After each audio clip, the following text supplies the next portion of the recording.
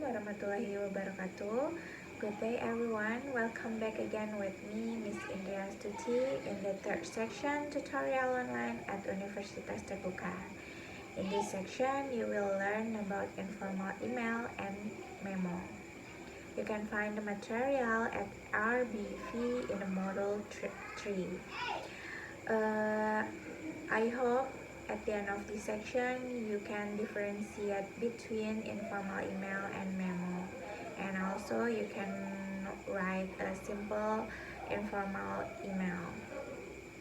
And also in this section there is a first task you have to do. I hope all of you will submit the first task by the deadline or the time that already given by Universitas Terbuka. If you have any difficulties about this, you can contact me through my email at indri.astuti2289@gmail.com. Don't forget to submit your task in the deadline. Have a good study, and Assalamualaikum warahmatullahi wabarakatuh.